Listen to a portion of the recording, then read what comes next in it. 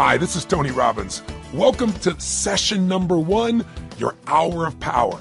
Listen, I'm very excited for what we're going to share with you because I'm going to be sharing with you today, fundamentally, what changed my life years ago and the fundamental thing I do with just about anybody. I mean, what I do when I'm working with a president of a company or a young person, a pro athlete or a mom or a dad. Somebody wants to make a change, and we're going to go beyond philosophy into the real mechanics, the real strategy, the real tools. This is where it all starts.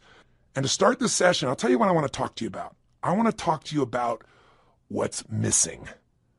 Yeah, missing. What's missing from your life?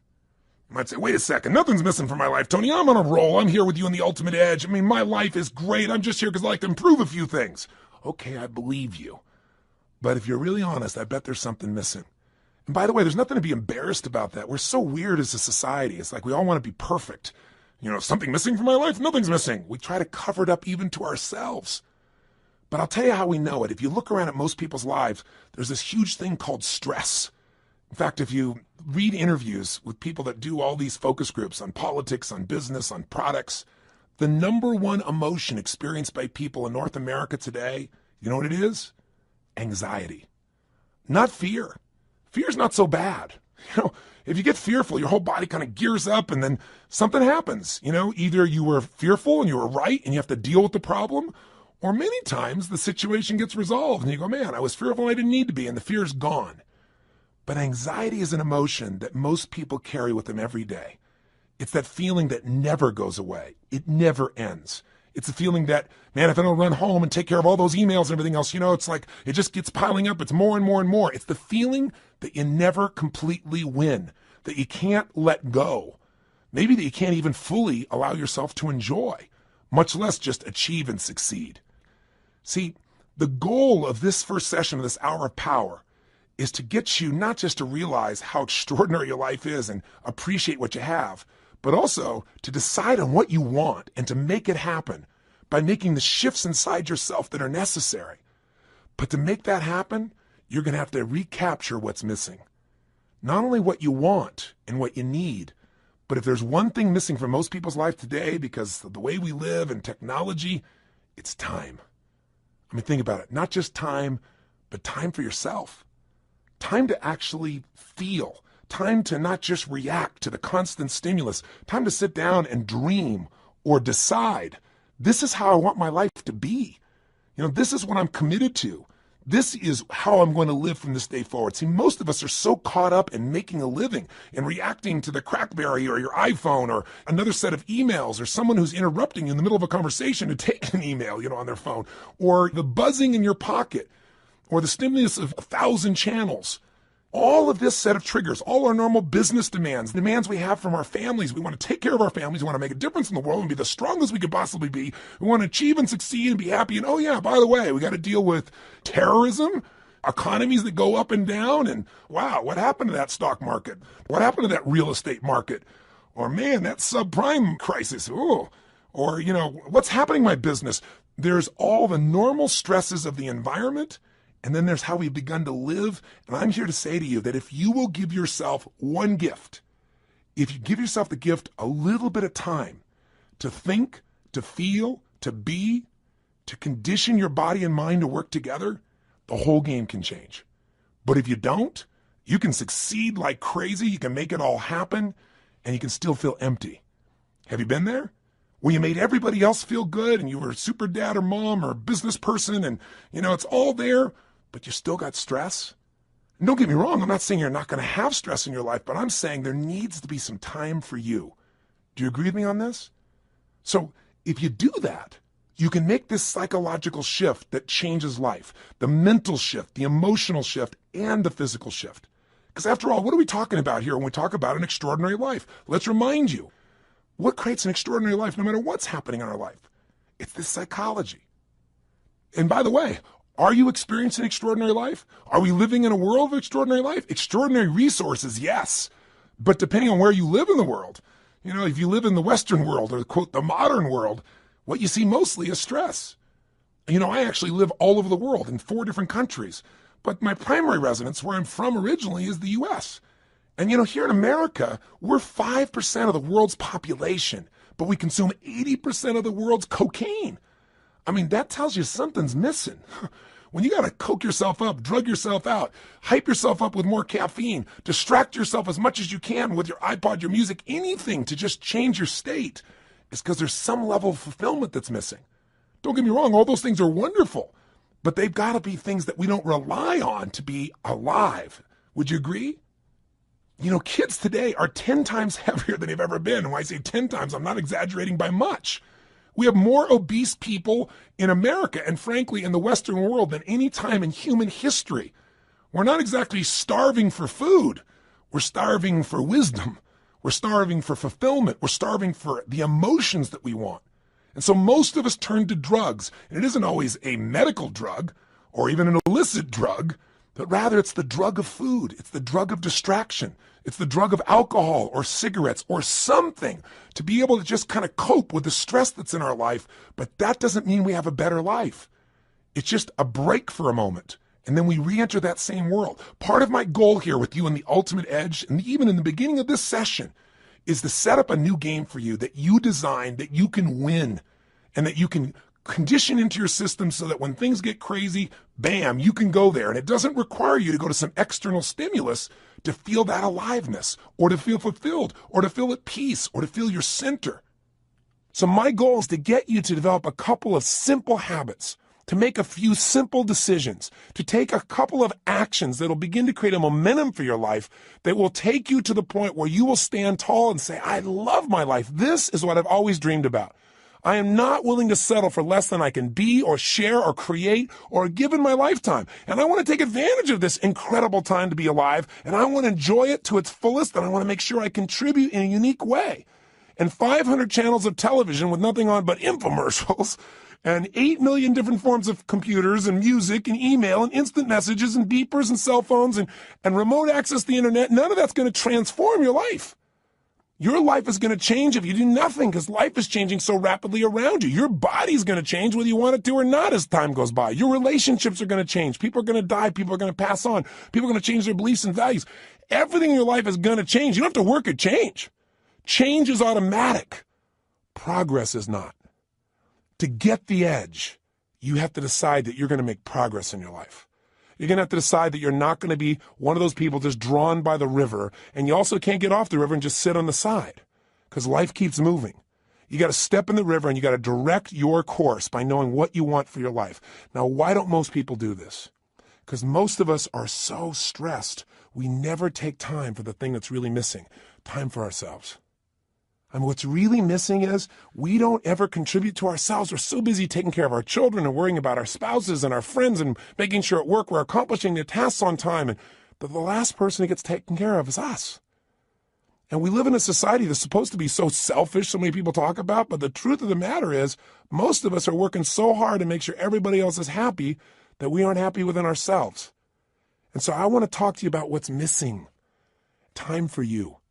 I mean, when do we really stop and feel? I mean, really feel, remember who we are and what we're about and what we want from our lives. Most of us never find that time. And so what happens to most of us is since we're constantly in the action of doing, you know, the old phrase, we're not human doings, we're human beings. It's kind of corny, but it's true. We don't take the time to be. And so what occurs is, out of the stress of doing, constantly competing, trying to make sure we achieve, we contribute, and take care of the family, and we make everything happen, most of us to survive look for a way to stop and distract ourselves. And so we drug ourselves. And the drug isn't always regular drugs. We don't call it drugs. We call it food. Because if you eat enough of that stuff and load up, guess what happens? All of a sudden you relax. You know, especially if you overeat, all that blood rushes into your stomach, you know, and you start to breathe again. Do you ever notice when you're going, go, go, go, go like this, you're not breathing very much? That creates just a bit of stress. And some people, that's not enough. They get CNN and then they're working on the internet simultaneously and they're getting a conversation on the other side because they figure if they can keep enough things going in their head, they can forget about all the stuff that's stressing them. You know, they don't even care about what's on the television. They don't really care about what they're surfing on the net. They just need an escape. But you know, you'll never escape your way to fulfillment. You'll never escape your way to joy. You'll never escape your way to an extraordinary life. The only way you get that is by deciding what that means to you. What is that extraordinary life? What is that fulfillment? What is it you want? And that's got to be a process that is consistent, not something you do once in a while when you got a birthday with a zero on the end. Not something that you do, at New Year's where you sit down and go, all right, I better look at my life, see how I'm doing. All right, let's make some resolutions that I know I'm going to break within the week. And then I'll check in on them maybe a year from now, next New Year's, and see how I'm doing. That's called recipe for failure. Do you think most people in life are fulfilled? Or are most people in life stressed? Now, let me tell you, stress is a code word for fear. See, when somebody says they're stressed, that's because they don't want to say I'm fearful. You go, no, I'm just stressed. I have all these things to do. Well, why are you stressed about it? Well, if I don't get them done, if you don't get them done, what? Well, then everybody will be upset. Well, what if they are a little upset? Well, well, then I'll have failed. Well, if you fail, what does that mean? Well, you keep on digging. If they fail, they feel like if they failed, then they're worthless. If they're worthless, they won't be loved. Stress comes from making things more important than they really are. And most people in life are spending all their time majoring in minor things. They're putting all their focus, all their energy, all their attention on responding to the reactions of the moment, rather than stopping in that timeless place of who you are and saying, gosh, what is it that I really want today? What do I want to create? Because I got to tell you something. Everything in the outside world, everything around you that you like or dislike, that's stressing you or that you're thrilled about, was first created on the inside. Everything that you're experiencing in your life, your relationship, the way your kids are, your job, your opportunities, it all started with decisions you made in your head. Decisions about what to focus on, decisions about what things were meaning, whether you should be upset about it, or whether you should learn from it, whether this is a challenge, an opportunity, or a crisis. And the decision about what you're going to do, these decisions are shaping your life. You got to understand, getting the edge simply means this. 80% of success in anything in life is psychology. The ability to manage your mindset, your ability to find the opportunity in any situation. This isn't stupid positive thinking where you just sit around and, go to your garden and say, there's no weeds, there's no weeds, there's no weeds, there's no weeds. I don't believe in that kind of positive thinking. It's garbage. There's weeds there and you got to pull them out. But you got to have enough intelligence, enough psychology to say, I'm not going to see it worse than it is. Because, people say, I'm skeptical, I'm pessimistic. Oh, garbage, you're fearful. If you say you're skeptical or you're pessimistic, what you're really saying is, I'm afraid of being disappointed. I don't want to get my hopes up. I don't want to look naive. So I don't want to be hurt again. But I got news for you. If you're going to have an extraordinary quality of life, if you're going to get the edge in life, where the passion and the juice and the joy and the fulfillment and the happiness and the love and the family is, where the Quan is, like Jerry Maguire talked about, right? Where you got it all. You got the love, the respect, the connection, the contribution, the money, the fun, the fame, the whatever. Whatever your definition of the ultimate level of life, that edge comes when you master your mind and your emotions. But you know what? 20% of your success is mechanics, and they do play a role. And sometimes our mechanics are getting in the way of our psychology. Sometimes we've structured our life where there's no time to think or be.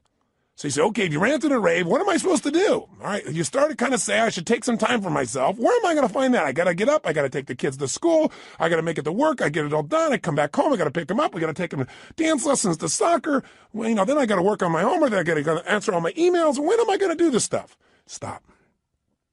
We all get what we have to have. That's it. The most basic principle getting the edge is for you to understand and for me to remember, for all of us to remember, we all get our musts, we don't get our shoulds. Everybody's got a list of shoulds. I should take time to work out.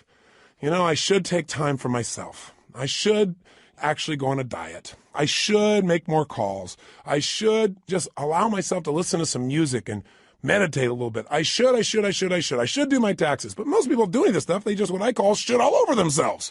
You don't want to should all over yourself. Here's what's true. What you must do, what you believe is a must, happens. Right now, you're earning what you must earn and not a dime more. Not what you want to, don't get me wrong. And listen, I know I sound like I'm ranting. That's because I'm a nut. But by being a nut, I've achieved a lot.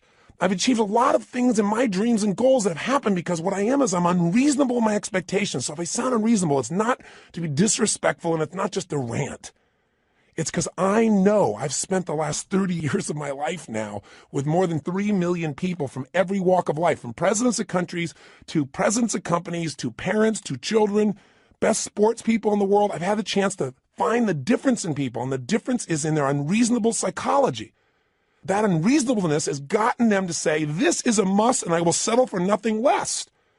And those individuals, whether it's a woman like Rosa Parks on a bus who says, no, I will not move to the back of the bus. That was completely unreasonable. She had no way to back it up, and she changed the world.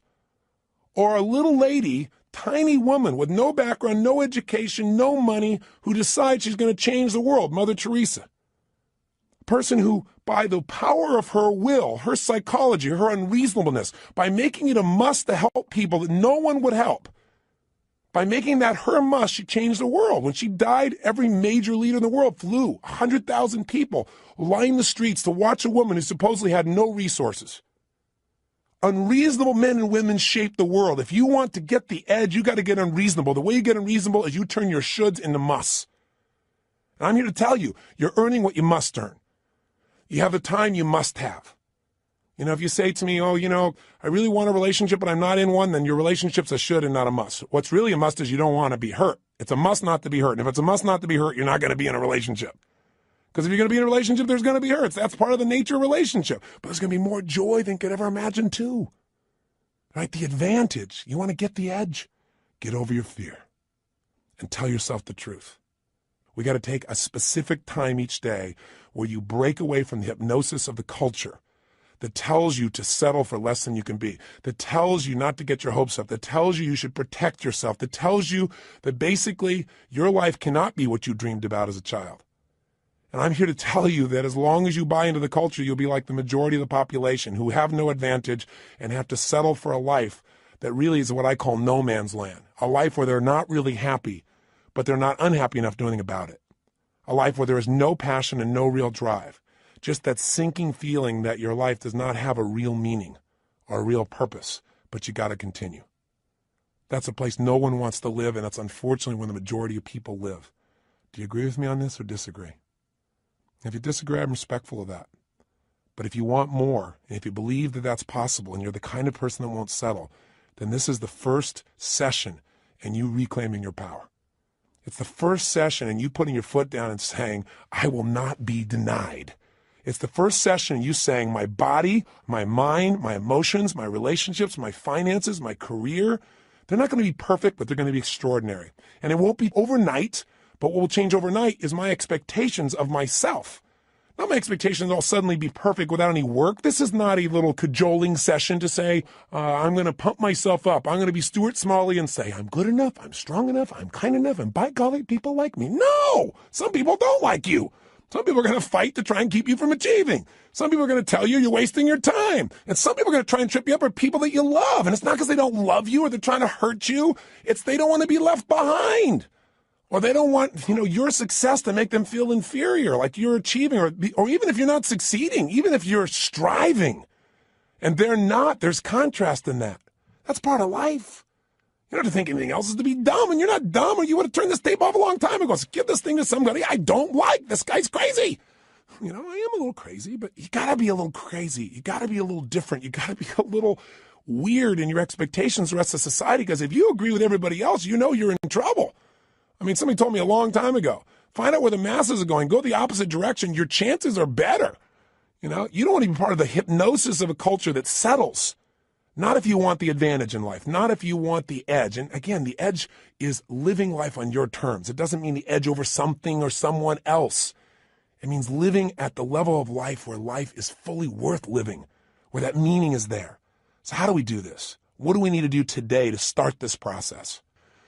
Well, the first thing we've got to do is understand what creates that extraordinary life. And we've already identified it. An extraordinary life does not come from more money, because lots of people have lots of money and they're still miserable. They're unhappy. They're unhealthy. Their relationships are weak. And there are people who have no money whatsoever who are totally happy and fulfilled. It's not coming from having a great relationship. That doesn't give you extraordinary quality of life. How many people have an incredible person who loves them totally, but they don't feel loved?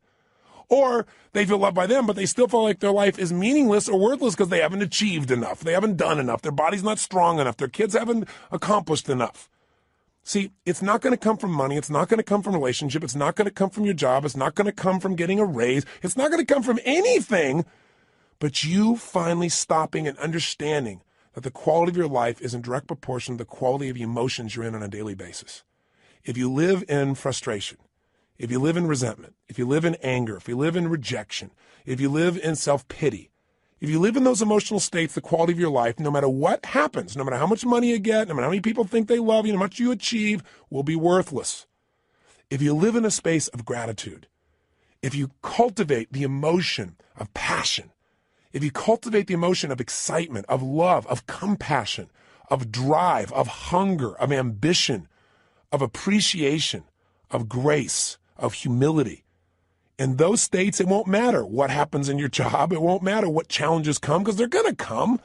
I mean, it's only a matter of time. You'll have another one soon. We all got problems. Problems are a sign of life. And the way we deal with them determines the quality of our life. And the way we deal with them is, where do you spend your time emotionally? Where are you? That idea of an extraordinary life only comes from an extraordinary psychology, which is a mindset that allows you to find an empowering meaning in whatever life gives you. I mean, I meet people all the time that are so upset over the littlest things. And you meet somebody who's terminally ill and you don't even know it. You don't even know. You find out later on from somebody else. They're so happy. They're so excited. You talk to them and say, how do you do this? And they say, listen, to me, it's not how long I live. It's how I live. I'm here to live fully while I'm here, while I'm alive. I'm going to get upset about little stuff like that. I have a friend that was shot down in Vietnam, was locked up for 7 years. His name is Captain Jerry Coffey. And Captain Coffey and I have been friends for several decades now, but I'll tell you, the greatest thing he did that allowed him to make this one of the best experiences of his life, which is ridiculous as that sounds, he really experiences and believes, is because he developed a set of rituals while he was in that prison that allowed him to take control of his body, his mind, his emotions, and to this day, they live inside him. One of the most valuable things of this session, the reason we call it this hour of power, and the shortcut to it, by the way, is called 30 minutes to thrive, or at least 15 minutes to be fulfilled. Everybody's got 15 minutes, is a set of rituals of what you're going to do with your body, your vision or focus, your emotion, your language, that will gear you up to be able to handle anything. Where literally whatever happens, you'll be able to say the same thing about that aspect of your life as Jerry Coffey said about those 7 years. See, in any moment in time, you can be upset about anything. Because what's wrong is always available. I mean, if there's nothing wrong with you, if you got kids, there's something wrong there. I promise you, just look. Or there's something wrong with your spouse. There's something wrong with your boss. Or there's something wrong with the world. There's something wrong in Africa. There's something wrong somewhere. What's wrong is always available, and so is what's right. If you don't consciously decide what you're going to focus on every day and make it a priority, then weeds grow automatically. You don't have to plant weeds. They're automatic. You don't have to worry about gravity. Something's going to pull you down unless you use your will to stand up and move. You go, well, it's just natural to be down all the time. Well, then it's natural to lie on the ground, right? But how we have an extraordinary life is we resist the natural forces. I remember years ago when I met Norman Vincent Peale. He was amazing. He was 92 years old and he was doing a seminar. And I was 32 at the time. And I thought, gosh, only 60 more years of this. And so I said to him, I said, Norman, what are you doing still going out here doing seminars at 92 years old? And he was so cute. He turned to me and he said, Tony, there's still a few negative people out there. I started laughing. I said, you're the best. And I said, tell me, what's the most important thing you want people to understand when you're talking? He said that problems are a sign of life. He's the person I got that from. I said, what do you mean? He said, well, everybody's talking about how they don't want any problems. He said, but the only people without problems are people that live in cemeteries. And I said, I heard that somewhere. He said, well, yeah, I said that in 1936. I said, my God, he's been around a while. But the reason I tell the story about him is the idea of resistance. He said to me, when he first met Gene Tunney, who was the heavyweight boxing champion of the world back then, he said, I went up to Gene and I said, Gene, how do you get muscles like that? And Gene looked at me and said, do you really want to know or are you just asking? And Norman said, actually, I was just asking. But he said, I didn't say that to him. I said, yeah, I want to know. And he said, Gene looked at me. He got really intense. Put this grimace on his face. He made his bicep really huge and showed me the size. And he said, you know how I get this? Every day I push against enormous amounts of resistance. And my pushing against that resistance sculpts these muscles. They expand by demand. I thought, wow, expand by demand. That's pretty cool. And Norman looked at me and he said, I thought about that for a long time. He said, you know what I realized? He said, I realized that God gives us problems because problems are the resistance that we have to push against to sculpt our character, to sculpt our souls. And he said, if we didn't have any problems, we don't have a life. And I thought, he's right. The only thing I want is a better quality of problem. In the beginning, I had the problems like, how do I eat? How do I take care of myself? Then in my business, how do I get someone to show up? Then it was like, oh my God, we can't get a big enough stadium. These are quality problems. I have to remind my team of that. But the reason I tell you that is whether it's a problem or whether it's an opportunity, it comes down to focus. If you're in a lousy state, everything's a problem. When you're feeling strong, when you're in that place, when you feel alive, then all of a sudden what used to be a problem is like, we can handle it. But if you don't do something every day to get yourself in that state first, and you first get hit with stuff, I promise you, you're not going to deal with it the same way. So let's get right to the point here. If you're going to have an extraordinary life, that life where you are juiced, then all that means is you're going to have a life where the primary emotions of your life are the ones you want. See, it doesn't mean that life works out every way you want. Sometimes it rains on your parade. Sometimes the events of your life you can't control, but you can control what it means to you. And when you control what it means to you, you have the ultimate power of your life. You have the edge, the ultimate advantage.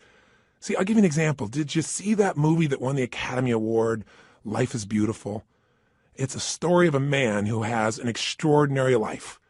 Not because he has more money than anybody else, not because he's in a situation where everything is easy, but because he's alive. He has this joy about him. And by the way, if you've actually ever met Roberto Benigni, the man who plays this character, you know that he lives this way day to day. You know, he was authoring this thing from himself. He's such a joyous guy. And when he won the Academy Award, you never saw so much emotion. He was like a little boy, and everybody loved it because nobody else has the guts to be that way. Or they've forgotten what it feels like to just feel, to be alive. What makes him extraordinary? An extraordinary psychology, an extraordinary mindset, an extraordinary way of looking at the world. And in the movie, the man has that, doesn't he? And who does it affect? Everyone. Everyone within the realm of his influence. His wife feels like the most cherished person on earth, and so does he. Because when you give that kind of love and that kind of joy, people give it back. It's infectious. His son seems so happy, and they're in the middle of the Nazis taking over their country, and if you know the story, I won't run it, you know that they get picked up. And there's such a connection amongst the family that the wife is not being sent away, and she gets on the train with them. And there in the middle of this camp, this man with his extraordinary psychology figures a way of looking at the situation for his son, presenting it so that his son sees it as a game. Isn't life a game anyway? Instead of this horrible situation. And because he has that perspective, in the end, his family survives. See, if you want your family to survive, if you want them to succeed, if you want them to have joy, if you want your kids to have a lasting love, if you want to be able to give gifts in your life and not just take care of yourself, then you got to have an extraordinary psychology within yourself. It's not where you live physically, it's where you live internally. There are two worlds, the inside world and the outside world. We can't totally control the outside one, but we have absolute control of the inside one. But you know what? Most of us are too busy to take any time to check out and see how it's going on in here.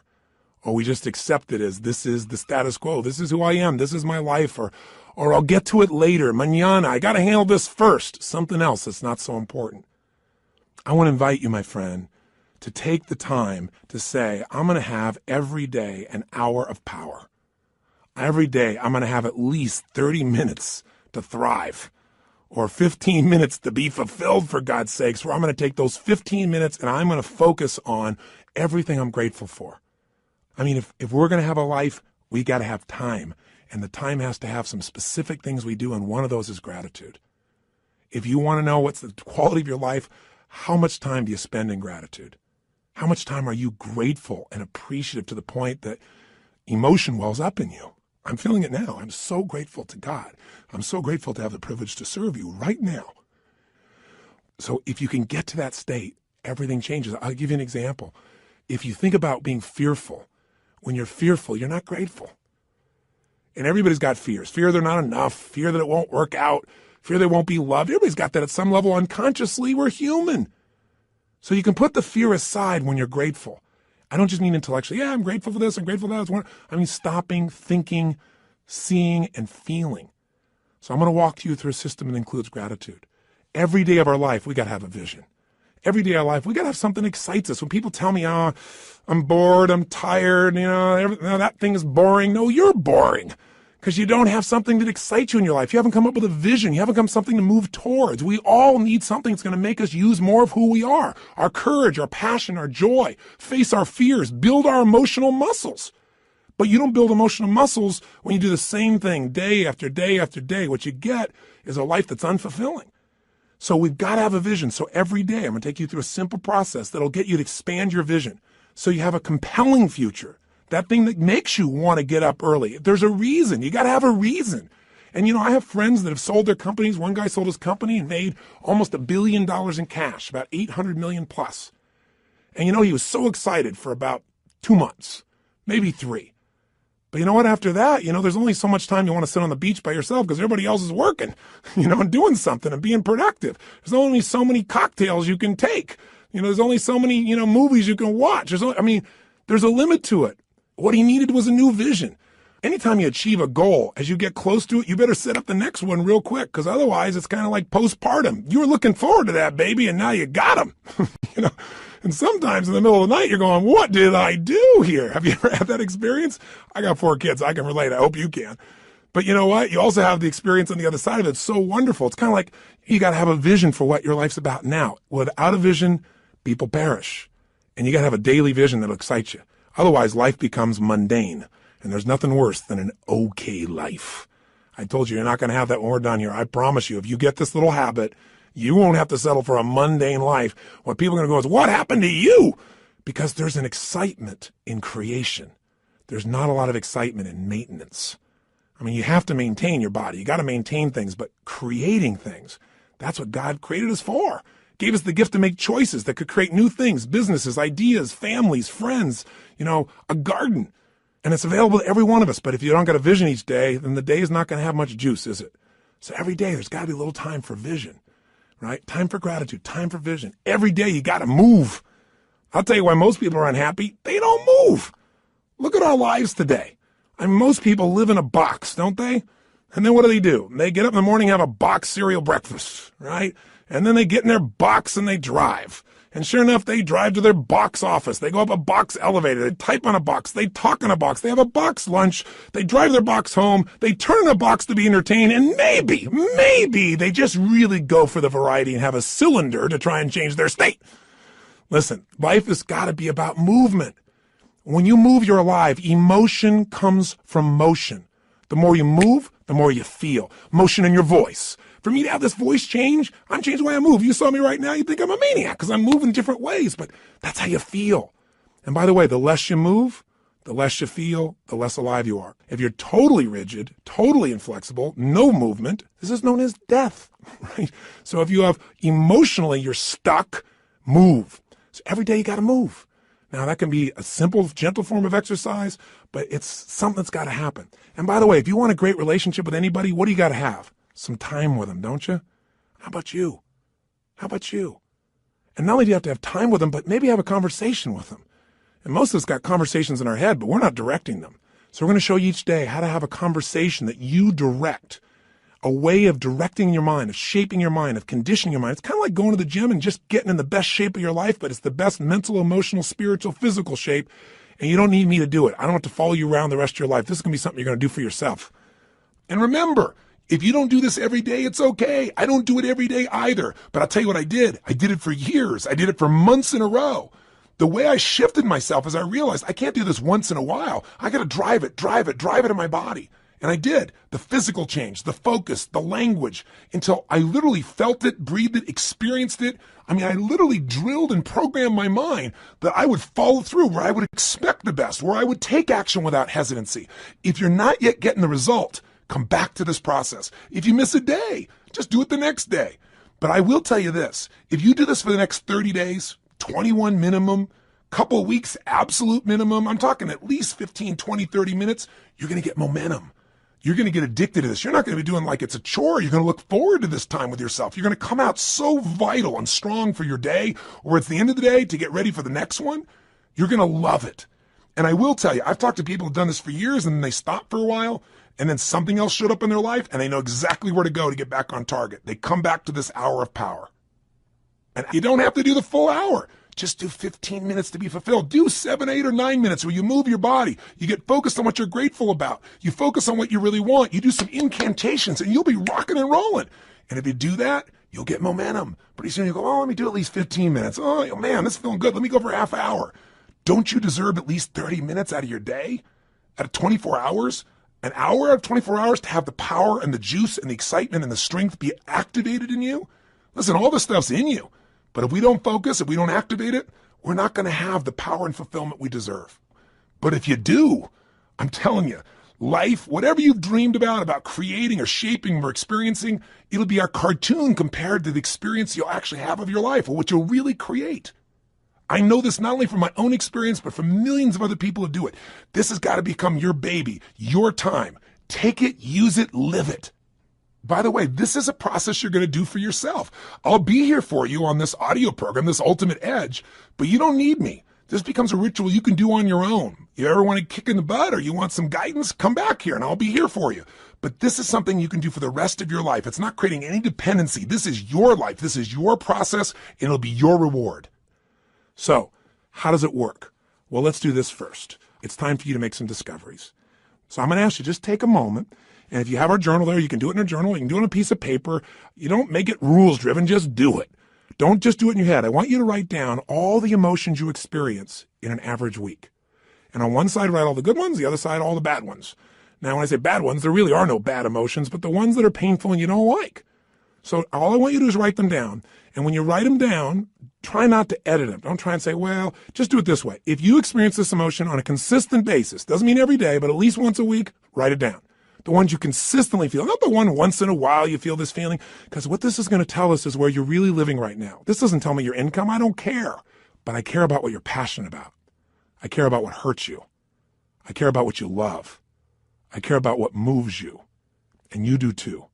And you don't even have to tell me the what's. Let's just figure out the feelings first. So please take a moment right now, because now we're going to begin to stop talking and we're going to start the process of doing. First step here is let's figure out where you are. Write down now, on one side, all the emotions you consistently feel in a week that are positive. On the other side, all negative. So stop the tape right now, or if it's a CD, just pause it and get yourself to this right now. Go ahead. Are you still listening? I'm not going to continue until you do this. Come on here. You got to get there right. Don't just listen. Okay, if you're in your car and you say you can't do it, then turn off the CD or tape, stop it, pause it, and do it in your head at least. Or pull the car over. You're worth figuring out where you are. Cars are going to go by. You're going to drive the rest of your life. You're still going to get there. It'll take 3 minutes. Come on, be one of the few who do. Pull over. That's it. Pull over right now. Sit down and write this out just for a second. I promise you it'll be worth it. Go ahead and do it. Do it right now.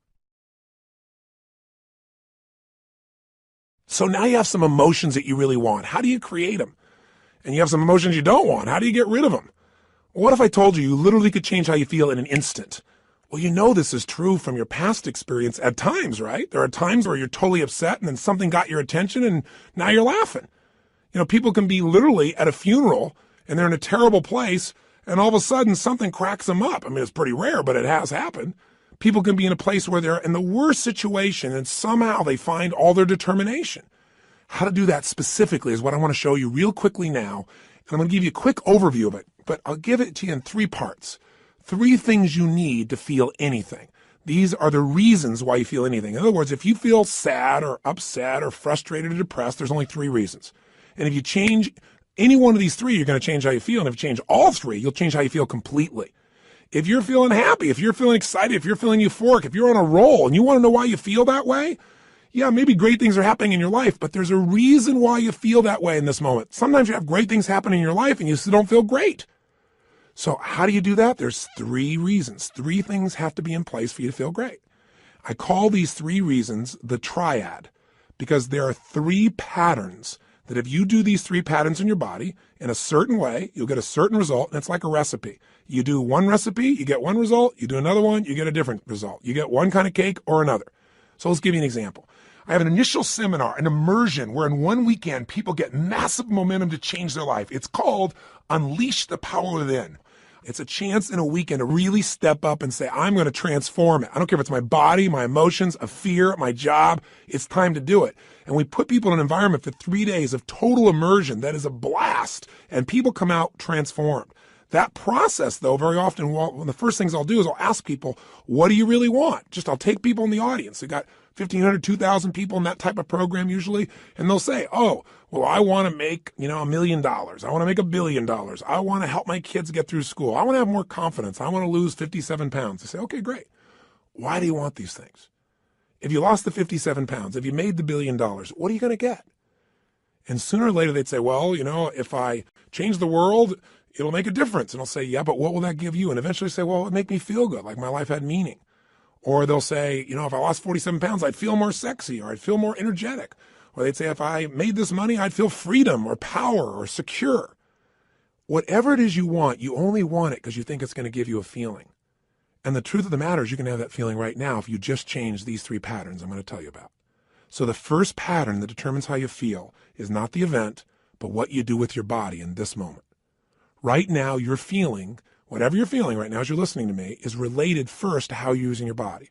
If you're slumped over, if you've not been using it, if you're tired, you probably feel different than if you're listening to me walking right now as an example.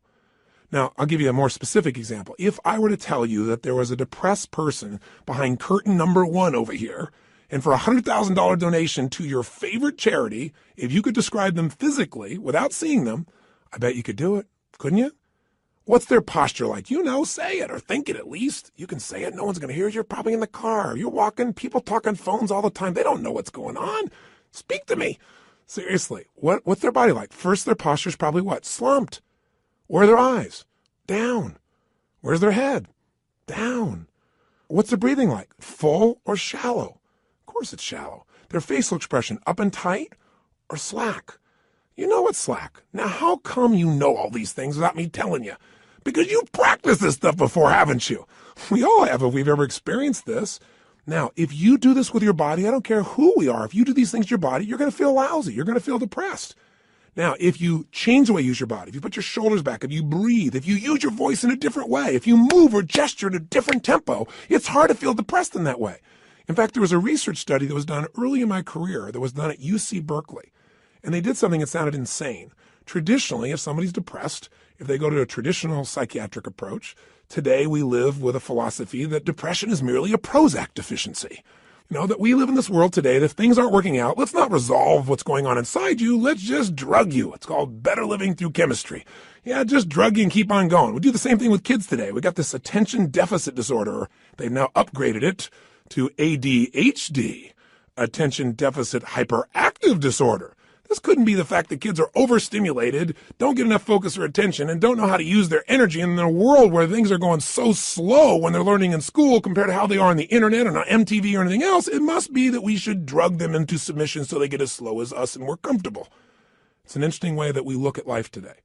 The truth of the matter is these kids are using their bodies in ways that aren't acceptable, but they're not being directed. We go for the quick hit. We want the instant solution, even if it isn't the long-term solution that makes us more healthy. You can get a solution, but it may not be sustainable in a healthful way. The bottom line is, in that approach, we usually drug people. So at UC Berkeley, they tried something different. No drugs. Did something you're going to think sounds so stupid. Here's all they did. They came up with a simple approach. They took people that were clinically depressed. This means you achieved high levels of depression. You've got certification now. You are clinically depressed. You are an achiever at the depression level. This means you practice this pattern on a regular basis. And they took them, and by the way, I know I'm sounding obnoxious right now. I'm not trying to make depression sound like these people are terrible, because I felt it in my life a long time ago too, but I don't go there anymore because I know exactly what creates it. And I want to break the pattern of us thinking we're not in control. So please understand where I'm really coming from. But the point is, here's what they did. They had people come for 4 weeks, stand in front of this mirror that has 3 parts to it, and do one silly thing. Grin from ear to ear. And they had to make them smile for no good reason for 20 minutes. Now, when they're doing this, they had a grin so big that they created crow's feet on the side of the eyes. You know, that little set of lines, you're smiling so big? Now, interesting, they keep their shoulders back while they're doing this and breathe fully. You go, dumb idea. But what happened? Not a single person was able to remain depressed, including a woman who claimed that she was depressed even while she slept, which is one heck of an accomplishment. And you know what's interesting? At the end of these 20 days, many of them had no need for medication anymore, and that's all they changed. Only one part of what we call their triad. Just the physical part. That's how powerful it is. See, if you rise up, if you move up, if you use your body in a totally different way, you're going to feel different. Emotion is created by motion. See, we have 80 muscles in our face. How many of them are you using consciously? Are you doing anything different with your body so you can feel different? Or do you do the same things so you feel the same things? You look at your list you have written down there. That list represents a few patterns that you do in your body on a regular basis and you don't even think about it. And whenever you do it, you're going to feel it. Some make you feel good when you do that. Some make you feel bad. By the way, when you think about a movement, to breathe, you got to move. To sing, you got to move. To speak. If I start talking like this, I'm moving organs in my body in a different way than if I start speaking more like this. And I said, hi, I'm Tony Robbins, and I'm going to share with you now how to have an extraordinary life during the next 7,000 hours of this program. You've got, turn this guy off quick. There's got to be some combination of energy there, and that energy comes because I'm not sitting in a chair here. I don't have a script in front of me. I'm looking at this microphone. I'm visualizing your face, and I'm trying to think what I can give you that I know will make a difference based on 25 years of experience. And I'm telling you, the number one thing is change the way you move. Change the way you use your body, and you'll change the way you feel now. Instantly. I don't care how bad you felt if you change it. Now, if you just change it for a second and you move your hands up for a moment, you make a little minor change, you'll get a minor change in feeling. But if you make a radical change, if you go, yes, I'm doing this now, I'm sick of this, I promise you're going to feel different than if you go, I don't know what to do. I know this sounds so stupid, but it works. And you know what? The best study of life is what works, even if it's simple. It's nice to have things simple. Why do we have to make it so hard to feel good? Here's the second part of the triad. The second part is the pattern of focus and belief, and they relate to one another. See, whatever you focus on, you're going to feel whether it's true or not. Have you ever had an experience where somebody did something, or you thought somebody did something? Even better example. You heard, you thought, and you thought they did it to take advantage of you. And as you focused on that, you got angry or sad or hurt. And then later on, you found out you were dead wrong, that either they never did it, it wasn't true, or that wasn't their intent, and you felt bad about it, or you felt embarrassed. How can that be? Because whatever we focus on, we feel, whether it's true or not. Focus equals feeling, just like the way you move affects your feeling. See, right now, if I said to you, what are you juiced about in your life? What could you be excited about? If you really wanted to be excited in your life right now, what could you be excited about? Or what are you proud of? Or what could you be proud of if you wanted to be proud? Or who in your life do you really love? Who loves you? Think about it for a moment. Who do you really love? Who loves you? By the way, how does that feel when you focus on or you think about someone you love? See, whatever you focus on, you're going to feel. Focus equals reality to the individual, even though it's not reality in actuality. I'll say that again. Focus equals reality to the individual, even though it's not reality in actuality. That's a complicated way of saying whatever you focus on, you're going to feel, whether it's true or not, because your brain doesn't know the difference between something you vividly imagine, that's called focus on, or something you actually experience. It's very powerful. If you use this to your advantage, it means something very simple. How fast can you change how you feel? As fast as you change your focus. As fast as you change the way you move. See, right now, if you're focused on something that's really upsetting or something you're worried about or something you're fearful about, you're going to feel those feelings. If you focus on something you're really grateful for, you're going to feel a totally different set of feelings. See, you are in control and you can change your feelings in an instant. The problem is we don't believe we can change that fast. And the second problem is we have patterns of doing this, don't we? We tend to, on a regular basis, focus on what overwhelms us or focus on what we're upset with in our spouse or focus on why we failed in the past. And if you keep focusing on things where you didn't succeed, guess what? You're going to feel like a failure. And when you feel like a failure, you're not going to take action to make things better. You can't build on the past that doesn't work. But you can also focus on what you want, on what you want to create. You can focus on the solution. Hey, when you got a problem, everybody's got problems. But 95% of your time has got to be spent on the solution. 5% on the problem. Most of us spend all the time describing the problem more and more detail. And we wonder why we feel overwhelmed. Focus is the secret key to changing, and you can do it in an instant. One way to change your focus is to change the third thing, your language patterns. See, all day long, we're thinking. What's thinking? All day long, you're asking and answering questions with yourself. Should I do this? What does this mean? Why is this? Where is this going on? That's what initiates thinking, is a question. You know what the problem is? We have patterns of questions we ask that don't serve us. Some of us ask questions like, how come this always happens to me? Well, it doesn't always happen to you. But if you ask a lousy question like that on a regular basis, your brain goes, because you're an idiot. How come I can never lose weight? Well, you can lose weight, but ask a lousy question, ask and you shall what? You receive. How come I can never lose weight? Your brain says, because you're a pig. Come up with a better question, for God's sake. See, questions direct us. Questions are a form of language. And if you want to change your life, one of the things I have people discover is what questions you're asking. And also, what phrases do you say a lot? Because phrases hypnotize us. We have certain words by themselves that'll change the way you feel. If somebody says to you, hey, listen, I think you're mistaken about that. You might have one feeling. They go, you're wrong. You feel something very different just by the language. If somebody says you're lying, you have a whole different feeling, don't you? One word can change the way you feel when someone else speaks it to you. The words you select powerfully affect you. And I don't mean just being positive and doing the Stuart Smalley thing where you got positive self-talk right? And you say, I'm good enough, I'm strong enough, and by golly, people like me. No, I mean noticing the habit of the words and the emotions they create. And then third part of language is the phrases that you say with such emotional intensity that you start to believe them. We call those incantations. An incantation is like, if you remember studying mythology, a sorcerer would tell a prince over and over again a phrase over and over again with such intensity that he'd be hypnotized and he'd think that he was a frog.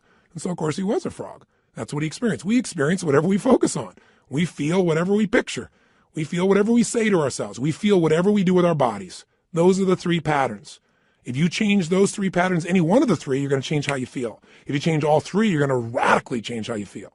If you change the pattern of how you use your body, if you change the pattern of what you focus on daily, which, by the way, I'm going to show you a technique for doing today that could change your life. Very simple. If you change the pattern of what you say to yourself with the emotional intensity you say it, you're going to change the pattern of how you feel. Now that means you could pick any feeling you want and say, if I want to feel that way, what do I do with my body? When I'm in that state, how do I move? How do I speak? What do I do? Let me try it. When I'm feeling that good, what do I focus on? What do I really focus on? And by the way, what does it mean to me when I focus on it? Because you can focus on something and one person looks at it and says, because that happened, that's why I can never be close to another man or woman in my life. That's why I can never trust again. And somebody else had the same experience. And they go, because that happened, you know what? I've learned so much about myself. And because that happened, I appreciate the person I'm with now so much. You can't have a foreground without a background, right? That's the secret to life. We have absolute choice. We have absolute control about how we feel. And whatever feelings we put in our lives on a regular basis will determine the quality of our lives. So you can have frustration, anger, upset, overwhelm, insecurity. You can be fearful. You can live in a state of guilt, worry, whatever, or you can live in a place called passion, joy, thankfulness, gratefulness, connection, love, wonder. And if you create those emotions on a regular basis, are you going to have a different life? You bet you are. Okay, so how do we take these three understandings and make it so we don't have to think about it, but we actually, on a regular basis, condition ourselves to have the great emotions we want and get rid of the emotions you don't want? Well, first step is awareness. See, next time you start to feel like, I'm so frustrated, I'm so angry about this, notice what you're doing with your cheeks. What are you doing with your mouth? What happened to your breathing just now to do that? What's happening to your eyebrows? Are you tightening your fingers in your hands? Because we all have very specific things we do to get into our version of anger or frustration or tired or overwhelmed. Does that make sense? Just notice what's happening to your body. Say, okay, I'm not breathing. That's a clue. Let me start with a little change there. My mouth is so tight, I can't even talk. That might be a clue why you're a little uptight. So loosen your jaw. Second thing, okay, what am I focusing on? I'm focusing on how, this isn't working. Now, to help you understand the belief part, ask yourself, in order to feel this way, what would I have to believe? In order to be frustrated, what would I have to believe? I have to believe that it should be better than it is, and it's not, and it's not working. Well, maybe it isn't working, but is that going to help you to focus on it isn't working? Let's focus on what we can do. Or if you say, I feel like it's hopeless because in order to feel hopeless, I have to believe that there's nothing I can do. Is that really true? Is there's nothing you can do? Or are you just caught up in a state? Are you just caught up in a pattern? See, if you ask yourself, what do I have to believe to feel this way? It'll help you to break that part of the triad because you'll start to say, yeah, that isn't really even true. All right, so that'll help you there. Third part of awareness is to say, okay, what am I saying to myself? Why do they do this? How come they always do these things? Why don't they ever listen? Well, I'm asking a lot of lousy questions because they may listen sometimes, but I'm saying they don't. I'm saying it with total intensity. Of course I'm going to feel bad. Let me change what I'm saying. Let me change what I'm asking. How can I turn this around? What do I need to focus on to make this work? What's the truth here? Maybe I can't control it all, but I can control what it means to me. What does this really mean? If you just have that awareness and you break your pattern, you can get out of a negative emotion in a moment. Then you can say, well, how do I want to feel? To feel like that, what would I have to focus on right now? What would I have to believe? I have to believe, I can turn anything around. I may not like it, but I can make it happen. It's just another challenge that God's given me to sculpt my soul. Throw it at me. That's what this is about. Now, here's what you can do that'll make this part of your life.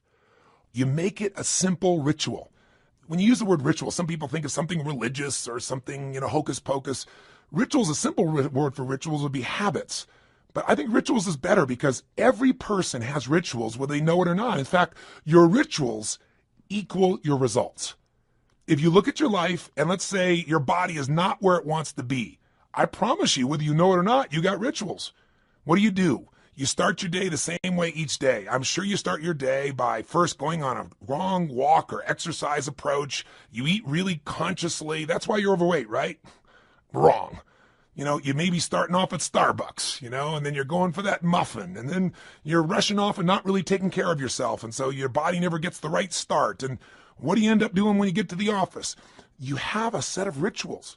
Whenever people are failing, they have rituals that cause them to fail to achieve what they want. Listen, if you come home and the first thing you do when you go home is you go straight into turning on your email, and flip it on, or you flip on the news in the background, and you do all these different things. If the first thing you don't do, people have rituals in their relationships. What's yours? What's the first thing you do consistently each day when you go home? I know every day's different, but there's some overall patterns, aren't there? I mean, people who have a great relationship have a very different ritual than people that don't. There may be people that love each other, but there's no passion because what's the first thing they do? Their ritual is come home, hey, honey, a little kiss on the cheek, and then boom, go straight and turn on the email. Or boom, go and turn on the news or something in the background. Or say, I got to go take a break right now. They don't connect. They don't have some ritualistic way to connect that produces energy and excitement or playfulness or fun. You meet a couple that are really in love, they have fun things. The first thing I do, and I'm not saying we're the ideal, but this is the weird thing we do. I come home, the first thing happens, the door closed, I go, Lucy, because I remember as a kid watching Lucy and Arnaz, and sure enough, I love Lucy. My wife is a crazy mofo. My wife is a crazy nut, right? That's why we're made for each other. And, it creates a different tone and different energy. And then oftentimes we do different things, but all of a sudden I'll say, where are you? And she'll hide. Or she'll come running at me, we haven't seen each other for years, playfully, we hug and twirl. We do this stuff all the time. I'm making this up. People go to my personal assistant very often, and the most common question she gets, she tells Sage and I is, I've seen them in the seminars, I've seen this environment. They're not like that really all the time, are they? That's how bad our society's become, because most people's rituals do not produce playfulness. They don't produce passion. They don't produce sensuality or teasing or flirting. It happens with somebody at work, but maybe not with the person you're in love with at home. See, rituals shape your life. So what this is about is discovering a set of rituals that'll make you stronger for every area of your life. But I want this also to become kind of a trigger for you to say, okay, if I'm not thrilled with a certain part of my life, what's my ritual in that area of my life? What are my financial rituals? Is it avoidance? Do I really get focused on it? Do I pay attention to it? Because if it's not working, you got the wrong ritual. Find someone who's succeeding and find out what they do differently and do that, and your life will change. That's the essence that we're starting with. So we're going to give you a simple, fundamental ritual we call the hour of power, or 30 minutes to thrive, because everybody's got 30 minutes, or at least 15 minutes to be fulfilled. So what does it look like? Here's what it is simply. At the end of the session, there's another CD you can actually take with you on a walk. You can go and make this process happen, and I'll guide you through it in case you forget how this works, but it's pretty simple. It has 3 parts. Here's what you're going to do. The first step is that you want to make sure that the moment you wake up in the morning, there's no hesitancy to get up. So you start to train your body, which is training your mind. Remember, your body and mind are linked. Whatever you do with your body, it's going to affect your mind. You want to train your body to jump out of bed immediately with energy, without hesitancy, and to start moving. Because remember, emotion comes from motion. We've got to move. Now, ideally, you would exercise in the morning. There's a lot of reasons to do that because of all the times. And by the way, I'm a night person, so I understand if you go morning, I ain't jumping out of bed in the morning. I turn on around midnight or 1 in the morning, and sometimes I don't go to bed to 4 or 5. So what I'm talking about, you can adapt, but just hear me out. The ideal time to work out is in the morning, because if you exercise in the morning, you turn on your metabolism and you have it for the whole day. If you don't exercise, you get no metabolism and you just keep gaining fat, and your body loses its strength and you lose muscle every single year, especially as you age. But if you can train yourself to do that in the morning as the first thing, even if you have to get up earlier, or go to bed slightly earlier, or just take 1 hour less sleep, or 30 minutes less sleep, or 15 minutes less sleep, if you can do that in the morning, you turn on the metabolism, but you also turn on your emotions. Movement and breath are the first phase. So what you're going to do, have your shoes beside your bed.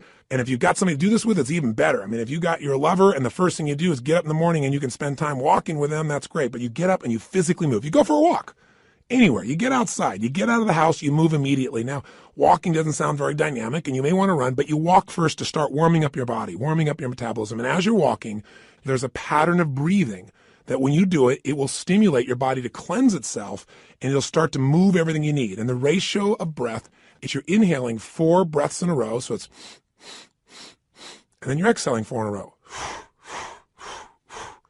As you're doing this, you're actually going to be tapping fingers. You'll be doing this same pattern again and again.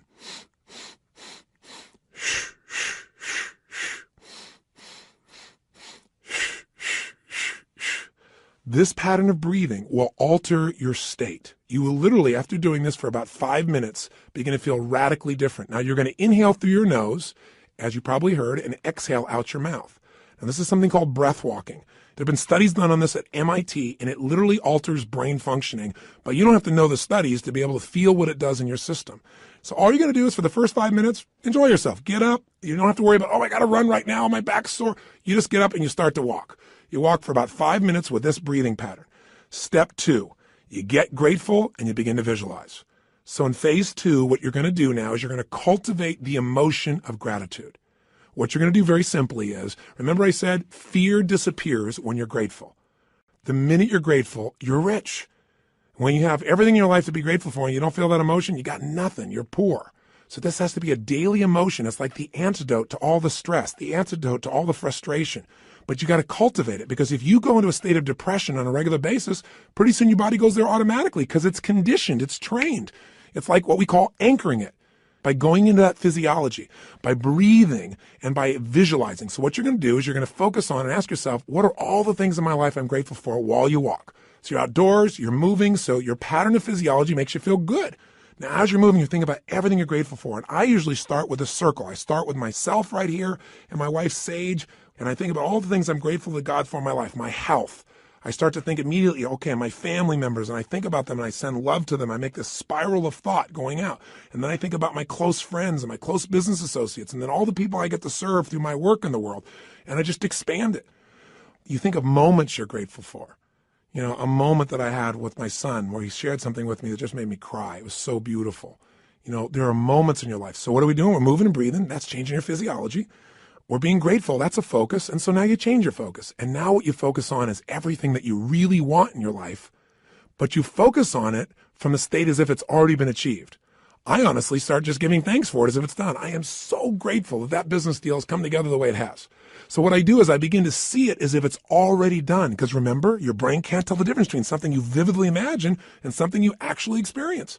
So I see it. I feel it. I think about it. I feel the emotion as if it's already achieved. The more you can program your body and your mind and your emotions that something's achieved, your brain can do things you're unaware of.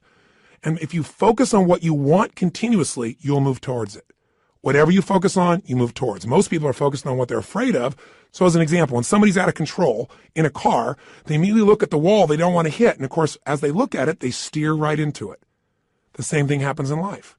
Wherever you focus, that's where you go. Don't focus on what you fear. Focus on what you want and make it real.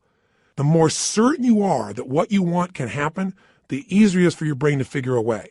When you say this is important, your brain starts noticing anything that'll get you to what's important. And if you believe it's already happened, you know enough about life that when you have that kind of certainty, your brain will find the way. Now you start focusing on today. What do you want to create today? You think about meetings you're going to have. What do you want to make that happen? Instead of going, oh, I got to go to this meeting. What do I want? Most people think about what they have to do. Think about what you want to do.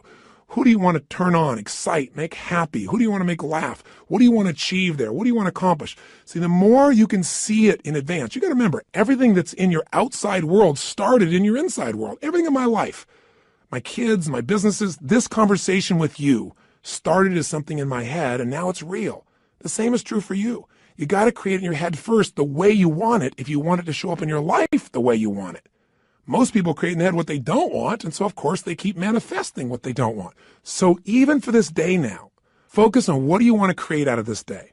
Think about what's coming up. How do you want it to go? How do you want to feel? How could you respond? And just get yourself juiced about the day. So now what you need to do is incantations. So if you're walking, as you're walking, you can be doing this. You can even be doing it with the same breath you started with, where you can be going, I love my life. I love my life. I love my life. You go, that sounds so positive, thinky tone. But you know what? If you do it over and over again, you're going to be vibrating. I've done incantations my entire life. It's how I've conditioned myself. 25 years ago, when I first started speaking, I was 17 years old. I'd made some changes in my life really quickly, and I started sharing it. And I didn't have speaking skills, but I had a state. You know, when you're in state and things just flow, it's just like having a conversation. You don't have to think about it. It comes out of you. But I made myself get in state because I was fearful. So I said, I got to focus on how to serve, not on am I going to do a good job. I need to focus on giving, not on how am I going to do. If you focus on how you're going to do, you're going to get worried.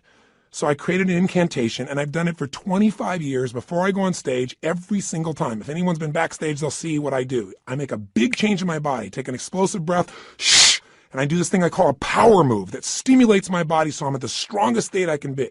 Second thing I do is I do my incantation. And what I do is I say this. I say, I now command my subconscious mind to direct me in helping as many people as possible today to better their lives by giving me the strength, the emotion, the persuasion, the humor, the brevity, whatever it takes to show these people and get these people to change their life now. And I do it again and again and again. Now I can do it once today, and I'm there. Because I used to do this literally for 45 minutes driving someplace. I'm driving my old Volkswagen Bug, and I'm supposed to do this speech to share with people how they can do these things. Or I'm supposed to meet this person one-on-one. And I would literally chant this out loud. Now, why do you do it out loud? Because if you go in your head, that doesn't affect you. Speaking engages your physiology. And when you speak with certainty and intensity, it conditions you. So the bottom line is you do this while you walk. So if you're conscious about this, you can do it under your breath, like I said. You can do it in a breathing pattern. You can do something simplistic, like, every day and every way I'm getting stronger and stronger. As you're jogging, as you're walking, every day and every way I'm getting stronger and stronger. Some old phrase from an old book from years ago. Anything will work as long as you say it with intensity. Every day and every way I'm feeling happier and happier. Every day. And you say it again and again. And what you'll actually get is a rhythm. I'll tell you what incantations do in case this sounds stupid to you. Maybe it'll help. Have you ever made the fatal mistake of going to Disneyland and getting on a ride called It's a Small World After All? If you have, you know the power of incantations, because what's stuck in your head for the next 3 weeks? That song in 37 languages, right? Or if you hear a song and you get it in your head and you can't get it out, and it goes on and on and on. Well, this is a way to get the right idea in your head and condition it, but not just the idea, the feeling. So now what you need to do is exercise, ideally 20 minutes, no less than 15, 30 even better. And if you can do 45 minutes, that's wonderful. And that's how you get to the hour. And so at the end of this hour of power, you want to celebrate. You want to say, my God, I got myself to do this thing that set me up for victory. Now, you won't have to work at celebrating, I promise you. You'll feel so good, you'll be vibrating, especially if you did the incantations. Now, this process, you might say, well, I'm not going to run 5 times a week. And you don't have to. You can just go on a walk. And you can do this process, this hour of power of focus, and you can spend 10 minutes on gratitude, 10 minutes on visualizing, 10 minutes on what you want to have happen today, and do it in 30 minutes. This is your freedom. But I can tell you, if you'll give yourself an hour, where 15 or 20 of those minutes are based on these 3 things: massive changes in your physiology that make you feel great, massive changes in your focus that make you focus specifically on gratitude and specifically on what you want to have happen and feeling like it's already been achieved, and then massive changes where you push your body to be stronger and you make some incantations, you say some phrases over and over, at least 5 or 10 minutes of it, you will have conditioned your mind, your body, your emotions, and your spirit will soar. And now you will deal with problems radically differently. There won't be problems, there'll be challenges for you. And more importantly, you'll be excited to connect with people. You'll be excited about your projects. You will affect people around you in a different way because you will have an extraordinary psychology. Now, by the way, these fundamental rituals, they really come down once again to doing something to change your body, something to change your focus, something to change your language. And where did I come up with this? Well, the biggest changes of my entire life have always been engaging those 3 forces. I mean, I've called it the triad then, or the hour of power, but these are the things that changed me. When I was in my very early stage of my life, and my mother and father got in this major conflict, and my mom got really upset, so she kicked my father out, and you get a sense of who was the power in the relationship by that description, don't you? But the bottom line is she thought I was on his side, so I went out next, and it was Christmas Eve, and I had to figure out how to survive. And so one of the things I did was I stayed at some friends' houses. I dealt with, I lived a pretty intense and crazy life at that stage. I was 17 years old, and I was working as a janitor. And I worked in a place called San Marino, California, and I was living in a city called Azusa. I was still in high school, and I would literally take buses to be able to get to this place in San Marino. I worked with two banks, Security Pacific Bank and Lloyd's. And I love being a janitor because I could work in the middle of the night and you got paid for results. Instead of lollygagging along, man, I kicked butt. I went in there, put, the equivalent of my iTunes on, but in those days, it was this big 8-track portable player. That shows you how ancient I am. But I carried it around from room to room, and man, I just kicked butt. And I got through that thing, they gave me 6 hours to do, and I think I used to do it, if I remember right, like in 3.5 or 4. But it took hours to get there, hours to get back. Not just one bus, but I had to make connections on them. So long story short, I'm doing this, I'm not getting much sleep and getting up in the morning, going to school, and I'm burning out, but I'm still sticking with it. And I'm upset with my mom because I feel like she is not listening to me. And frankly, this is not an attack on my mom. Thank God she did this. This made me so strong. At the time, I hated her guts, honestly. But, she was pushing me in ways I didn't really realize at the time. You don't always understand as a kid. I just had my own story about it. But all I knew was I was trying to survive. And the bottom line of the story, and the reason I'm telling you this in terms of rituals is this. I'd finish maybe 1:30, 1 o'clock in the morning, and then I'd get out there and I'd jump on that late night bus and start the long journey home. Well, interestingly enough, on this night, I get out there, I'm waiting for the bus, and I'm going, I know I didn't miss it. And I kept my eye out on it because, I couldn't afford to miss the bus. It's the only bus till morning or, I don't know when, hours and hours later. I never discovered that, but I knew I had to be on that bus. And nothing came. An hour went by and nothing came. An hour and a half went by. Now I don't know the real time. I can't remember honestly, but somewhere around 2:30, 3 in the morning, and I'm freaking out. And so sure enough, guess what? Somebody comes by and goes, "Hey kid, what are you doing?" And I said, "What are you talking about?" This man, he said, "The buses aren't coming," because I was sitting on the bench. He said, "There's a bus strike." So what do you do? I didn't have any friends with cars. I couldn't, quote, call home and get a lift. So I finally thought, I got to get home. And I started walking. I thought, at this pace of walking, I am never going to get there. So inside of me, something just snapped. Something got mad. Something got intense. And what I started to do was started to jog. I thought, I can't jog all this way home. And then something inside of me went, you're going to find the way. You're going to find the way. And I started doing these incantations. In those days, I'd just started reading these books on programming my mind, some of those old basic books. And I started, as I was jogging, going, every day in every way, I'm getting stronger and stronger. Every day in every way, I'm getting stronger and stronger. And then after doing this over and over again, it became like an addiction. You ever had one of those songs get stuck in your head? Did you ever make that fatal mistake of going to Disneyland and riding on that ride called It's a Small World After All? And then that song is stuck in your head for like next 3 weeks in 167 languages. Well, this can happen in a positive way. This incantation, I kept changing. I'm getting healthier and healthier. I'm getting stronger and stronger. Honestly, I think in the very beginning I went, I'm going to show her. I'm going to show her. It was anger initially, honestly. I'm going to show my mom she can't stop me kind of thing. And then it converted into joy. I ran from San Marino to Azusa. How long is that accurately? I can't tell you to the exact mile, but it's roughly 12 miles. I'd never run 3 miles in my life. But I want to tell you something. At the end of that run, I never felt stronger in my entire life. I felt like I could storm through anything. Nothing was going to stop me. And that created a whole new momentum in my life. And what was it? Physiology, focus, and language at the most intense level. And literally to this day, when I have faced things in my life over the last 20, 30 years, I can pull back up that moment, that experience without even thinking about it. It almost gave me, it's like it made that fundamental muscle. Now, after that time in my life started to take off. And eventually, obviously, mended things with my mom and my family, and everything became beautiful. And equally importantly, I grew as a man. I wasn't a stupid boy who was just focused on himself. I really started to shift how I could contribute, how I could grow, how I could make a difference. And in a short period of time, at a very young age, here I was, a very successful young man. I was written up in newspapers and magazines. My nickname was Wonder Boy. My ego started to grow real big, And the interesting thing happened was I then got beyond my comfort zone. I started feeling that third pillar. I didn't call it then, but I started feeling these inner conflicts. I mentioned this when I talked to you a little bit in that first session on decisions and destiny, but I found myself in a place where I was making a lot of money. And I grew up very poor.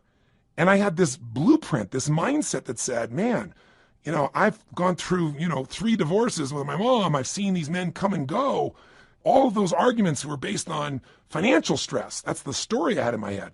Obviously, it was more than that. They had conflicts in their values and their beliefs, but I simplified it to that. So I thought, man, if I can earn enough money, I can make everybody happy. Love will be there. It's not what happened. I went back and started hanging out with my friends, and all of a sudden they're starting like, yeah, you got money now. And I had all this judgment. I was never doing it for money. I was doing it because I wanted to make a difference, and I wanted to have some financial freedom too. So you know what I started doing? I started to sabotage myself. I didn't do it consciously. I did it unconsciously. Started not showing up for key meetings, started showing up late, started snapping at people. And I'm a loving guy, and I'd feel bad about it. And then I'd apologize to the person, but then I'd go do it again. It was like unconsciously. I wanted to get back to where I knew everybody would be okay with me. They'd be okay if I was successful, but not too financially successful. And the bottom line is, if you've heard the story of my life before, people come up and say, how did you change your life? When you're back there in Venice, that's where I was. I lost everything financially. I moved into this cheap little, one-room bachelor apartment, not a bedroom, just one room. I was living in that room. I had my little cooking plate I had. I used to wash my dishes in the bathtub. 2516 Pacific Avenue, apartment 3A, if you ever want to check it out. I literally went back there years ago and knocked on the door to see who was living there and see if I could help them out, see if lightning could strike twice in the same place. That's a whole nother story I'll tell you sometime. But the point is, I found myself in this place where I was waking up each day feeling sorry for myself. My life was a mess. I was watching television all the time. I was eating to try and fill myself up because I wasn't filled up emotionally. And I gained 38 pounds in about 2.5 months. And again, that's not easy to do. So, what did I do? I kept eating and just not moving as much as possible.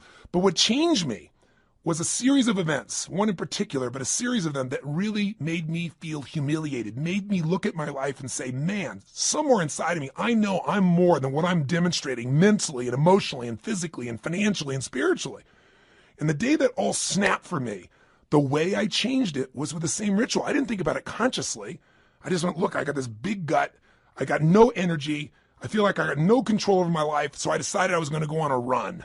Now, going on a run is not something I'd done for several years at that point, at least a year and a half. And I had this big gut. And so I put on, in those days, what used to be known as a Walkman. Don't know if you're ancient enough to remember those as well. You can see how I was moved from 8 tracks all the way into the Walkman, this giant little device with a headphone. And I remember I played some music from a group called Heart. Do you remember them? They had a song called Barracuda. And I got on that beach and I ran as hard as I could humanly run until I felt like I was going to spit up blood, and I kept on doing it. I didn't know what I was doing at the time, but you know what I was doing. I was making a big change in my physiology. And I used the music to put myself in a peak state of focus. And when I was done, I took out this journal, I wrote a line down the middle of the page, and on one side I wrote everything I was committed to having in my life. Everything. And the other side, I wrote everything I'm committed to not having in my life, which is most of how I was living. The relationship I was in, the way I was living physically, the way I was financially. I didn't even know how I was going to change, but I had an absolute vision for what I wanted. I was in a peak state physically, and I started doing incantations. I started doing these. I started going, God's wealth is circulating in my life. His wealth flows to me in avalanches of abundance. All my needs, desires, and goals are met instantaneously by infinite intelligence, for I am one with God, and God is everything. I remember it so vividly. I'm not looking at some script right now. I remember it vividly because I did it day after day after day. And I didn't just say these over and over again. I visualized God's wealth is circulating in my life, and I see the wealth of God coming to me in the form of love and joy and connection and making a difference. His wealth flows to me in avalanches of abundance. And I'd imagine avalanches of joy, of happiness, of impact, of money, of love, of fun, everything. I'd image it. I'd feel it in my body as it was happening. God's wealth is circulating in my life. His wealth flows to me in avalanches of abundance. All my needs, desires, and goals are met instantaneously by infinite intelligence. And I would say it with that intensity and see it. For I'm one with God, and God is everything.